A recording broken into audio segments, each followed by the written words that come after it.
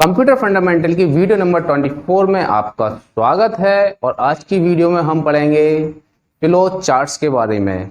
तो जैसा कि हमने अपनी लास्ट वीडियो में पढ़ा था कंप्यूटर एल्गोरिथम लिखने के बारे में, उसी तरीके से हम आज की वीडियो में फ्लो चार्ट के बारे में जानकारी देंगे। फ्लो चार्ट क्या होते हैं? Pictorial representation of the algorithm, यानी कि हमारी जो एल्गोरिथम है, जो हमारे कंप्यूटर प्रोग्राम लिखने के जो स्टेप्स हैं, उनको हम कुछ पिक्चर्स ड्रॉ कर कुछ शेप ड्रॉ कर उसमें उसके इंस्ट्रक्शन लिखेंगे और उसको हम शो करेंगे। कुछ लाइंस एरो वाली लाइंस होती हैं, कुछ रेक्टेंगल होते हैं, कुछ स्क्वायर होते हैं। तो इस तरीके के कुछ शेप्स होते हैं, उनको हम अपने प्रोग्राम एल्गोरिथम लिखने के लिए यूज करते हैं। फ्लो चार्ट के लिए ज़रूरी नहीं है कि हमारी प्रोग्रामिंग लैंग्वेज कोई बंदा जानता हो, उसको सिर्फ हम इतना ही बता दें कि हमारे जिस तरीके से किस बॉक्स में क्या लिखना है, तो वो हमारा उस बॉक्स में वो वाला पर्टिकुलर डाटा लिख सकता है और उसको कोई भी प्रोग्रामर देखकर ये समझ सकता है कि हमारा प्रोग्राम किस सीक्वेंस में एग्जीक्यूट करना है। तो वो उसके लिए जो करस्पॉन्डिंग प्रोग्राम लिखना है, जो लैंग्वेज में प्रोग्राम लिखना है, वो प्रोग्राम लिख सकता है। तो फ्लो चार्ट को कोई भी आसानी से उसके जो सीक्वेंस है, स्टेप हैं, किस तरीके के उसमें बॉक्सेस यूज होते हैं, उस तरीके के बॉक्सेस को यूज कर फ्लो चार्ट बना सकता है। फ्लो चार्ट में हम किस तरीके के सिंबल यूज करते हैं, उनको मैं यहाँ पर एक एक करके बताता हूँ। फ्लो चार्ट के जो सिंबल हैं वो कुछ स्टैंडर्ड सिंबल है। उसको अमेरिकन नेशनल स्टैंडर्ड इंस्टीट्यूट ने बताया है कि फ्लो चार्ट के लिए कौन से स्टैंडर्ड सिंबल हमारे यूज कर सकते हैं। स्टैंडर्ड सिंबल हमारे जो है, अगर उसमें हम फ्लो चार्ट बनाते हैं तो कोई भी उस प्रोग्राम को या उस फ्लो चार्ट को आसानी से समझ सकता है। तो सबसे पहला हम सिंबल लेते हैं टर्मिनल। टर्मिनल सिंबल जो है वो हमारा बताता है कि हमारा जो फ्लो चार्ट है उसका स्टार्ट, एंड पॉइंट और हाल्ट पॉइंट या पॉज। ठीक है, तो स्टार्ट, एंड और हाल्ट या पॉज पॉइंट जो हमारा है, ये हमारा बताता है कि हमारा जो फर्स्ट सिंबल है या जो फर्स्ट प्रोग्राम हमारा कहाँ से स्टार्ट होना है और हमारा प्रोग्राम कहाँ एंड होना है, या अगर हमें कहीं पॉज करना है तो कहाँ पर हम इसको किस सिंबल से डिनोट करेंगे। तो उसके लिए हमारा जो सिंबल है इस तरीके का होता है।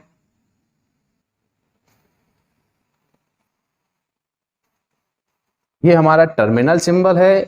जब भी हम कोई प्रोग्राम स्टार्ट करते हैं या एंड करते हैं तो हमारा टर्मिनल सिंबल यूज होता है। हमें कोई प्रोग्राम स्टार्ट करना है तो START और हमने उसको टर्मिनल सिंबल में लिख दिया।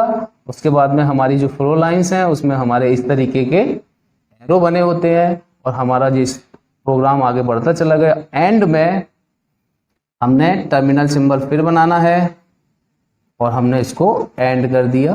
तो हमारा जो पहला टर्मिनल सिंबल है वो हमारा स्टार्ट और एंड के लिए एक ही है, यानी कि टर्मिनल सिंबल से ही हमारा प्रोग्राम स्टार्ट होता है और टर्मिनल सिंबल से ही हमारा प्रोग्राम स्टॉप होता है या एंड होता है। तो ये हमारा पहला सिंबल है टर्मिनल।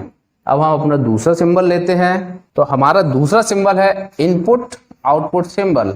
इनपुट आउटपुट सिंबल जो है वो हमारे किसी भी तरह के इनपुट और किसी भी तरह के आउटपुट इंस्ट्रक्शंस को देने के लिए हम इनपुट आउटपुट सिंबल का यूज करते हैं। मान लीजिए इनपुट में हमें अपना कोई इनपुट किसी ड्राइव से, किसी कीबोर्ड से, किसी टर्मिनल से, किसी भी और मीडियम से हमें इनपुट देना है, तो हम इनपुट आउटपुट सिंबल का यूज करते हैं। आउटपुट हमें कहाँ देना है? मान लीजिए हमें प्रिंट आउट में प्रिंट देना है, या मैग्नेटिक डिस्क में हमें डाटा स्टोर करना है, या किसी टर्मिनल में हमें डाटा डिस्प्ले करना है, तो उसके लिए हम इनपुट आउटपुट सिंबल का यूज करते हैं। इनपुट आउटपुट सिंबल जो होता है उसका शेप इस तरीके से होता है।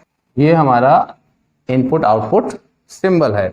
तो इसमें हमें कोई भी प्रोग्राम का इनपुट देना है। मान लीजिए इनपुट फ्रॉम यूजर, तो ये क्या है हमारा? हमने यूजर से इनपुट लिया। किसी भी तरीके का हमें इनपुट लेना है अपने फ्लो चार्ट में, तो हम इस सिंबल का यूज करेंगे। और किसी भी तरीके का हमें आउटपुट लेना है, इसी सिंबल का यूज करेंगे। हमारा क्या है कि प्रिंट आउट कि हमें प्रिंट आउट देना है, तो हमें क्या है कि इस सिंबल का यूज करेंगे जिसका नाम है इनपुट आउटपुट सिंबल। किसी भी तरीके का इनपुट या आउटपुट देने के लिए इनपुट आउटपुट सिंबल का यूज करेंगे। हमारा नेक्स्ट है प्रोसेसिंग, कि किसी भी तरह की कोई भी प्रोसेसिंग जो हमारे डाटा के ऊपर हो रही है उसको हम इस सिंबल से रिप्रेजेंट करते हैं। किसी भी तरह का हमारा डाटा मूवमेंट हो रहा है, किसी भी तरह की उसमें कैलकुलेशन हो रही है, अर्थमेटिक ऑपरेशन कोई भी हो रहा है, तो हम उसमें प्रोसेसिंग सिंबल का यूज करेंगे। ये हमारा प्रोसेसिंग सिंबल है।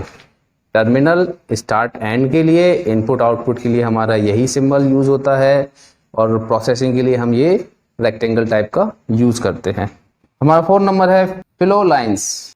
फ्लो लाइंस हमारी क्या है कि किसी भी तरह की प्रोसेसिंग का, किसी भी तरह के इनपुट आउटपुट का, किसी भी तरह के टर्मिनल का हमारा कंट्रोल कहाँ से कहाँ ट्रांसफर होना है, तो उसको हम फ्लो लाइन से, इस तरह की लाइन और उसके आगे एक एरो।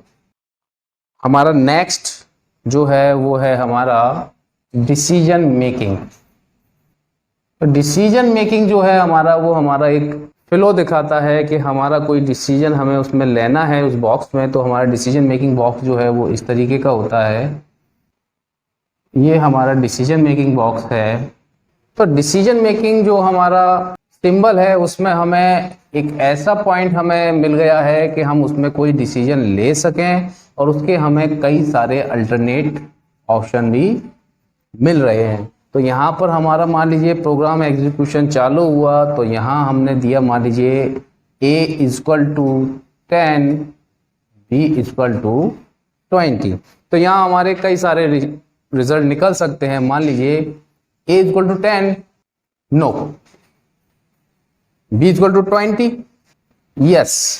अगर b = 20 है तो हमारा कंट्रोल यहाँ से शिफ्ट होकर यहाँ से हमारा एग्जीक्यूशन चालू होगा इस जगह के लिए, या जहाँ पर भी हमने कोई अपना एक इंस्ट्रक्शन दिया हुआ है। अगर b 20 है, a 10 है, या हमने यहाँ अपना एक कंडीशन और लगा दी a = 10 और b = 20, तो एंड हमने कंडीशन लगा दी, मान लीजिए कि a = 10 एंड b = 20। अगर a = 10 है और b = 20 है तो हमारा प्रोग्राम यहाँ से एग्जीक्यूट होगा, अदरवाइज हमारा प्रोग्राम यहाँ के लिए दूसरे अपने किसी और प्रोग्राम के लॉजिक में चला जाएगा।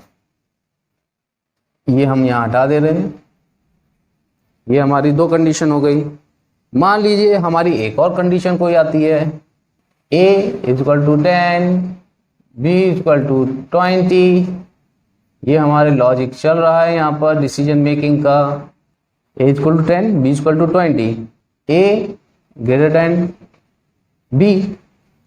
अगर a b से बड़ा है तो ये कंट्रोल यहाँ के लिए जाएगा। हम यहाँ कहते हैं a < b, तो जाहिर सी बात है a < b है तो हमारा इंस्ट्रक्शन यहाँ जाएगा। अदरवाइज हम यहाँ पर ले सकते हैं a = b। क्या a b के बराबर है तो हमारा कंट्रोल यहाँ जाएगा, लेकिन a b के बराबर नहीं है तो हमारा कंट्रोल कहाँ जाएगा, a < b।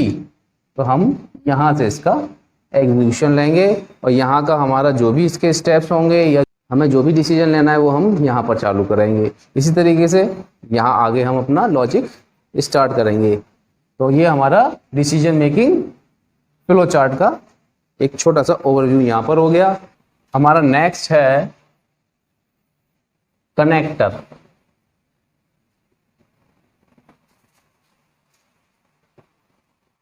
अब कनेक्टर हमारे क्या होते हैं कि मान लीजिए हमारा जो प्रोग्राम है, जो हमने फ्लो चार्ट हम बना रहे हैं, वो काफ़ी लंबा हो गया है, कई सारे पेजेस में हमारा फैलता चला जा रहा है। तो उसके लिए कि हमारा प्रोग्राम को हम बाद में या कभी भी रीड कर रहे हैं तो हमारे समझ में आ जाए कि ये वाला इंस्ट्रक्शन हमारा कहाँ गया है, ये वाली लाइन हमारी कहाँ गई है, तो उसके लिए हम कनेक्टर का यूज़ करते हैं। कनेक्टर हमारे इस तरीके के होते हैं। तो इससे हमें ये पता लग जाता है कि ये प्रोग्राम हमारा कहाँ से आया है और इसके बाद में हमने क्या इसमें आगे डिसीजन लिया है या किसके बाद में हमने कौन सा सिंबल जोड़ा है। अब मान लीजिए जब हमारा प्रोग्राम काफ़ी लंबा हो गया, कई पेजेस में जा रहा है, नीचे आगे अगले पेज पर, तो हम क्या करते हैं उसमें नंबर लिख देते हैं कि 2 नंबर 2 नंबर। तो हमें ये पता लग जाता है कि ये हमारा प्रोग्राम यहाँ से आकर इस 2 नंबर पर जब यहाँ स्टार्ट हुआ है और ये यहाँ पर ख़त्म हो गया है, तो ये हम आगे जाके पहचान सकते हैं कि ये हमारा प्रोग्राम इसी के आगे का प्रोग्राम है। तो जो हमारे कनेक्टर हैं उसको हम आइडेंटिकल, जो हमारे लेबल्स हैं उनको पहचान कर हम पहचान लेते हैं कि हमारा ये प्रोग्राम यहाँ से ही आगे कंटिन्यू हुआ है। तो आज की हमारी जो वीडियो में फ्लो चार्ट के बारे में हमने सारे सिंबल्स की जानकारी ले ली है। तो हम अपनी अगली वीडियो में फ्लो चार्ट बना के देखेंगे कि फ्लो चार्ट को हम किस तरीके से बना सकते हैं। आज की वीडियो में इतना ही। हमारी वीडियो को लाइक शेयर कमेंट करते रहिए और हमारे चैनल को सब्सक्राइब कीजिए। Thank you.